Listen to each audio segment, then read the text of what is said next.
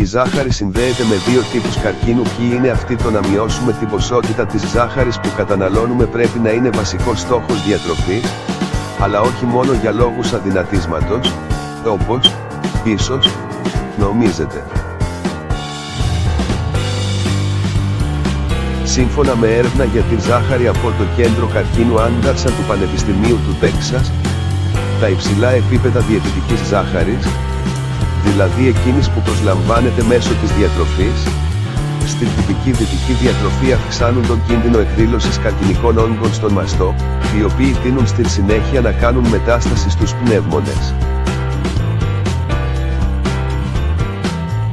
Οι επιστήμονες διαπίστωσαν ότι ειδικά η φρουκτόζη, που χρησιμοποιείται ευρέως σε πολλές επεξεργασμένες τροφές, ενθαρρύνει την αύξηση των όγκων και συμβάλλει στην εξύφλωσή τους.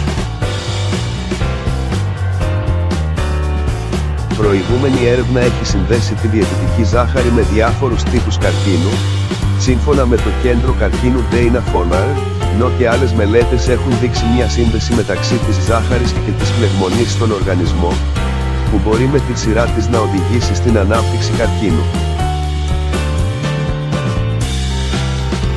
Τι λένε οι ερευνητές? Αυτή η μελέτη διερεύνησε την επίδραση της διαιτητικής ζάχαρης στην ανάπτυξη καρκινικών όγκων στους αδένες του μαστού σε ποντίκια πειραματόζωα, ενώ μελετήθηκαν και οι επιμέρους μηχανισμοί που μπορεί να οδηγούν στην ανάπτυξη των όγκων, ανέφερε ο επικεφαλής της έρευνας, Dr. Lorenzo Cohen, καθηγητής στο Κέντρο Καρκίνου Anderson, και πρόσθεσε, διαπιστώθηκε ότι η ζάχαρη και ειδικά η φρουκτόζη, ήταν υπεύθυνη για τη διευκόλυνση της μετάστασης των υπαρχόντων καρκινικών όγκων στους πνεύμονες, καθώς και για την αύξηση των ενζύμων 12-LOX και 12-ΙΤΑΕ, τα οποία ευνοούν τη διόγκωση των καρκινικών όγκων στον μαστό. Πώς έγινε η έρευνα? Οι ερευνητές διεξήγαγαν 4 ξεχωριστές μελέτες σε ποντίκια που διαχώρισαν τυχαία σε 4 ομάδες. Κάθε μία από αυτές ακολούθησε ξεχωριστή διατροφή με διαφορετικά επίπεδα σακχαρόζης και φρουκτόζης.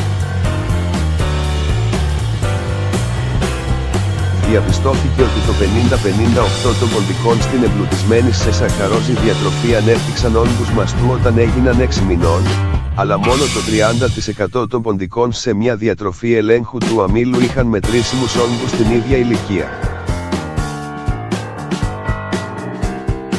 Υπήρχαν επίσης περισσότερες καρκινικές μεταστάσεις στους πνεύμονες μεταξύ των ποντικών που ακολούθησαν διατροφές υψηλότερες σε φρουκτόζη ή σακχαρόζη σε σχέση με εκείνα που ακολούθησαν διατροφή με έλεγχο του αμύλου.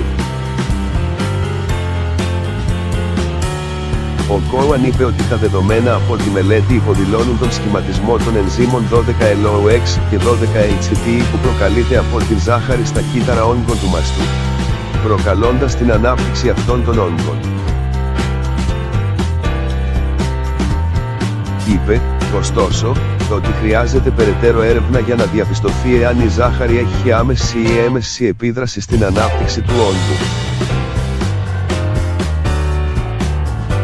Η έρευνα δημοσιεύθηκε το 2015 στην επιστημονική επιθεώρηση Cancer Research.